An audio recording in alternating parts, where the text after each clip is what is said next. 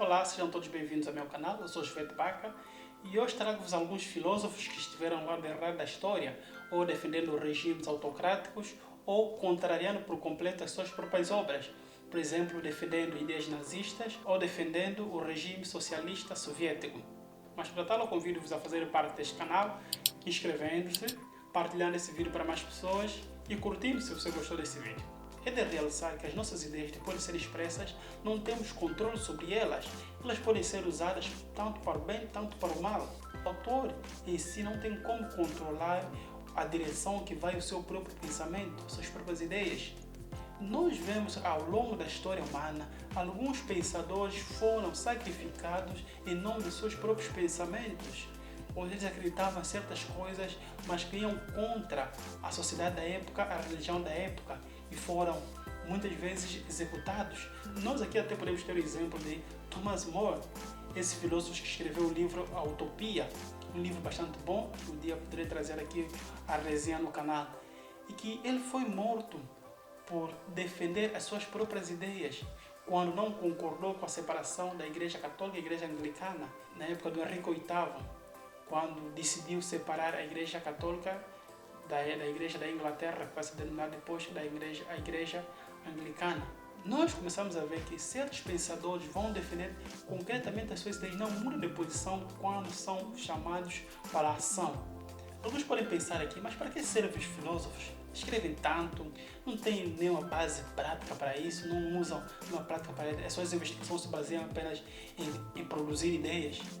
Essas ideias é que são usadas para a transformação da própria sociedade. Nós podemos aqui ver na Revolução Americana, quando certos filósofos liberais como John Locke e principalmente o grande pensador do direito, o Montesquieu, na divisão dos poderes, foi usado para a formação da Constituição Americana. E isso é uma das formas de usar as ideias dos filósofos. Nós aqui podemos também realçar da Revolução Francesa, que teve um bom princípio de poder destruir o antigo regime, mas um dos aspectos que pode se focar muito é a brutalidade que foi usada em nome de vários pensadores, porque um dos pensadores que foi muito usado para essa mesma revolução é Jean-Jacques Rousseau. E isso é importante nós termos em mente que as ideias que Rousseau vai manifestar sobre a questão da divisão dos poderes, sobre a liberdade, sobre a conquista da igualdade e liberdade dentro da sociedade, vão muito além de usar a guilhotina para matar os seus adversários. Robespierre que explica sobre isso tudo. Entrando no século XX, nós podemos ver que o século XX foi o maior centro de lutas das ideias. De vários pensadores foram usados para complementar algumas revoluções políticas.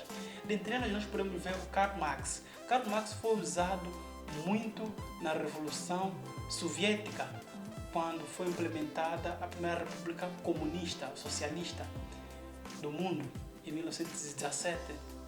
E esse aspecto nós podemos ver como as ideias de esses pensadores vão ser usadas para a transformação da sociedade, mas uma transformação da sociedade um bocadinho idealizada. E pulando para 1933, quando a ascensão do nazismo, certos filósofos vão ser rebuscados para complementar o mito do Estado, a transformação do Estado, como o próprio Nietzsche, Schopenhauer, alguns cantores como Wagner, vão ser usados para a formação da mitologia do Estado nazista. Vão pegar alguns fragmentos, alguns pensamentos para se poderem pôr o homem, o super-homem em prática e derrubarem todo mundo que for inferior. E algumas ideias evolucionistas também serão usadas para pregarem a superioridade de certas raças. E isso vai começar a complicar-se muito quando certos pensadores, filósofos vivos são usados para a implementação dessas mesmas ideias. E um dos pensadores que eu tenho aqui a me referir é o filósofo Heidegger, que foi chamado também para o nazismo para dar sequência à implementação dessas mesmas ideias. Foi reitor de uma universidade. E esses mesmos pensadores, quando você lê os seus livros como O Ser e o Tempo, você vê como a magnitude disso, da transformação do Dasein, esse mesmo chamamento do ser aí, do homem no mundo. Mas quando você se pergunta, mas qual é o homem no mundo que ele vai procurar tratar aí, o Heidegger? Será que esse homem no mundo é o homem alemão, superior a todos? O Dasein representa também o ser, outro ser humano. E essas todas configurações da mesma transformação do pensamento nazista. Vamos aqui pegar o homem, um dos homens muito chamados nas escolas de direito, o Carl Schmitt, que foi usado para a proliferação do Estado e a formação da Constituição alemã no tempo de Hitler. Mas atualmente é um dos pensadores muito usados nas escolas de direito, mas ele colaborou diretamente, participou diretamente na fundação ou na implementação do Estado nazista. E muitos pensadores foram perseguidos, como Hannah Arendt, Walter Benjamin, Theodor Adorno. Foram todos perseguidos por serem judeus.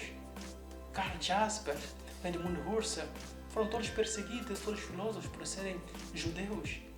Mas, de concreto, onde vai o pensamento desses seres humanos, desses filósofos, quando decidiram aderir a esses movimentos? E pulando numa era pós-guerra, nós podemos ver o filósofo Jean Paul Sartre, que ainda defendia as ideias comunistas, socialistas, defendia de ferro e fogo. Até teve uma discussão com o filósofo Albert Camus, porque Albert Camus dizia que o Estado socialista, comunista, soviético está a matar pessoas, tem campos de concentração. Eu não posso defender essas ideias. Mas Sartre defendia ferro e fogo, essas mesmas ideias comunistas e socialistas de esquerda. Onde vai enquadrar esses mesmos pensamentos quando o Sartre escreve um livro magnífico sobre o ser e o nada? Mas as suas afirmações sobre o regime socialista e comunista são muito duvidosas. Certos pensadores vão ser usados tanto para o bem, tanto para o mal. Eles não têm controle sobre as suas ideias. E isso é patente quando certos pensadores, certos filósofos são convidados em certos partidos políticos e defendem a causa do partido, não defendem as ideias que eles acreditam, desconfiguram totalmente o seu próprio pensamento. E como vemos que muitos pensadores, muitos deputados escreveram certas coisas quando eram estudantes e quando vão para o campo da prática, isto é, sendo homem de ação, discordam totalmente daquele estudante que ele um dia foi. Mas com isso, nós devemos ter sempre em mente que a prática, muitas das vezes, é muito diferente da teoria. Mas, contudo, a gente tem que ser minimamente coerente, defendendo as nossas próprias ideias, como Thomas More.